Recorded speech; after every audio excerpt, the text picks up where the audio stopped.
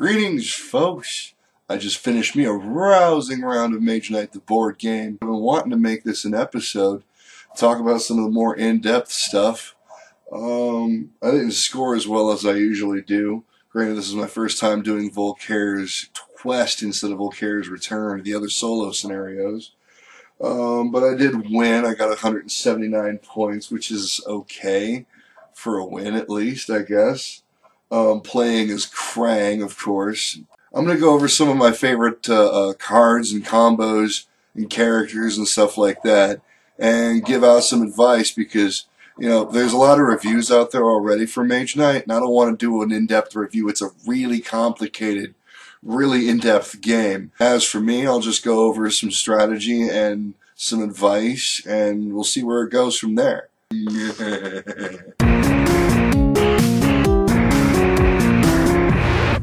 Mage Knight, the board game, has been consistently one of my top 5 games ever since I acquired it. That was about a year and a half, almost 2 years ago now. Anyway, I put a lot of time into the game because not only is it a favorite for many of my closer friends, so we've played a lot of 4-player competitive scenarios, but it's also a personal favorite game that, despite being a massive old-school video gamer, I still will, if I've got a few hours to spare, I love playing the solo scenarios. I've played a lot of board games that say that they play solo, but none of them do it as well as Mage Knight, the board game, does. Because it has that puzzle-like feel to it, that it's like sitting down to do a crossword puzzle while at the same time playing a game, while at the same time conquering a world. And it just, I have yet to have a bad experience with the game, even if I lose by a mile. And it's an excellent game. So I thought that this episode I would bring up some of my favorite tactics, some of the things that I've learned about the game over the years, that I might be able to share it with either new players, or maybe I can help you improve your score, or maybe vice versa. I can open up an avenue for conversation in my comments box where you can give me a couple of tactics if you're a long-time player of the game. As it happens, I do have both of the expansions that come with the game, that being the character Krang and the full expansion, The Lost Legion. But for at least the first year and several months of me playing the game, I had neither. And quite frankly, I was perfectly happy with that. I thought it was still an extremely well-polished and amazing game. If you're into solo playing the game, or if you're into co-op, getting the expansion, The Lost Legion, is kind of, it's going to be a really good move. Because instead of playing up against a dummy player as an arbitrary clock, you get to compete against the automated character Volkaire. And that is an awesome experience. And I've only gotten to play a couple of games with Volkaire so far, but I'm really loving the way he changes the single-player solo game from, instead of making it feel like a practice game, to making it feel like more of an actual competition, even if it's just you playing. I'm not going to lie, it's not a short game. My shortest solo games of Mage Knight tend to take between 2.5 to 4 hours to play. So it does mean I'm spending an evening at it. 3 or 4 players, I have yet to see a game of Mage Knight clock in under 5 hours. Even Blitz scenarios take over 4. But it tends to be worth every minute you play it, because it's not just the Dominion, the potato chips like Dominion, that you just want to get more and more and more of it, but it's a really fulfilling experience. Still doesn't take 8 to 12 hours like most of my Twilight Imperium 3 games have ever taken, but it's a very worthwhile experience. Hello, boys and girls! Meet my favorite character. This is Goldix, the Half-Dragon. Goldix is excellent when it comes to converting mana from one color to another, and making sure that you get the most out of your starter deck. Because, quite frankly, the more mana you have, then the more cards you'll be able to get like twice as much power out of. So, you know, instead of marching for 2, you're marching for 4. So, getting your mana structure built up really early in the game is really important for any Mage Knight. Goldix happens to be really good with his built-in skills at generating his own mana crystals. He has a lot of mana generating and crystal generating effects. So, yeah, I stand beside Goldix as probably the most versatile character, because even if his abilities aren't the strongest in the game, they are the most useful, bar none. Goldix also has a built-in healing ability. He has other travel effects. There's just so many things he can do outside of combat. The fact that he doesn't have any real abilities that help him much inside of combat doesn't really bother you that much, because half the game in Mage Knight is figuring out how you're going to get from place to place and what you're going to do when you get there with your hand. So yeah, I really love Goldix when it comes to that. Second, I would say that I like Krang, but I'm still getting used to Krang, just based on his versatility, of course. I don't mind Tovak, because he also seems like a versatile combat monkey. He doesn't require you to play a certain way like, say, Norowas or Orethia do, you know, that make you have to build up on the allies or make you want to take wounds early on. Now, Goldix is a really open-ended game, and I love playing him for that, because you can do whatever you want when you play this character. If you don't believe me, try him out. I'm not kidding. That said, being more versatile instead of more focused is key in Mage Knight. You will find yourself in situations where you need to be able to do a little bit of everything to make it through. It's attack, block, move, influence, you name it. That said, some of my favorite units to be able to pick up are peasants. They're simple, they're cheap, they're easy to get. You can pick them up from any village, but they provide you such an open-ended plethora of stuff. Whether it's you need extra move or extra influence to buy the next unit in your repertoire, or, you know, whether it's actually being able to attack or block for you. They don't do any of those as well as other units do, but the fact that they can do any of those really makes the peasants a sought-after character when I'm army building. And they're only level 1, so they're easy to heal and keep in good running order.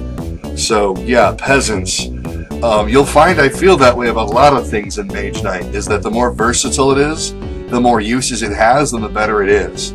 Otherwise, if I have to have something that only does a single effect, then it better be really damn good at it. This is why I really like cards like Blood Rage, Intimidate, Pure Magic, because they provide you a lot of something. In the case of those cards, it's usually attack. They provide you a lot of it, and though there's usually a cost of getting it, it's usually not something that's difficult to come across, especially if you're playing Goldix, because it's like paying extra mana or taking a wound that you can heal off later, taking a reputation hit, if you care about that sort of thing. I usually prefer action cards that are pretty heavy and have a balancing cost, because, you know, at least then you have the option not to use them if you don't want to pay the cost. But if you need a lot of something, that's one card that goes a long way. All of that said, my favorite card is still Maximal Effect. Now, unlike most deck building games, since Mage Knight really isn't a deck building game, it's an adventure game that uses deck building as a mechanic. In most deck building games, you want to remove your starter deck from the game as fast as possible. However, in Mage Knight, your starter deck and the cards it starts with aren't all that much weaker than your usual, say, your advanced actions that you're going to pick up. So, that said, you have to be careful what you're removing from the game with Maximal Effect, because the smaller your deck is, then that means the less you actually get done every turn, which is not good when you're shooting for points on your opponents. Now, I know there's this weird thing about trying to keep pace with each other. Maybe you can use Maximal Effect to make your opponents have shorter turns because you have shorter turns, but it doesn't usually work out that way, because the way the game gives everyone else an extra turn at the end of a round. Anyway, just be careful with Maximal Effect. I personally don't mind getting rid of crap cards like Crystallize, you know, but you're probably not going to get a lot out of Crystallize, say, with Maximal Effect. But being able to get double or triple out of one of your attack cards or one of your move cards, though, can be huge, can be game-changing, at the right moment especially. A word about reputation. It is not very often that I or someone I play with actually cares where they are on the reputation track.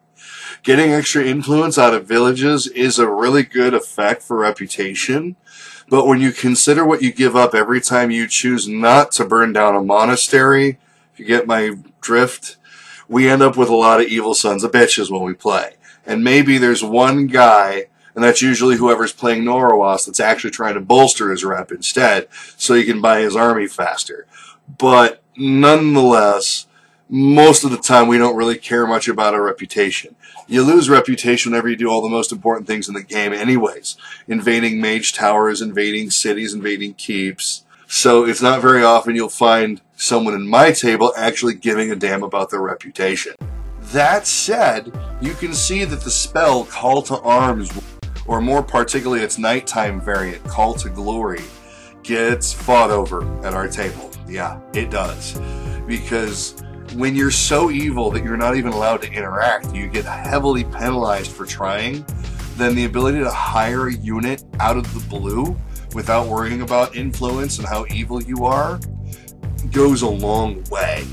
Now, granted, I know that the expansion adds in units like the thugs, where you actually want bad influence anyway, but there still comes a time when you're not allowed to interact in the city at all.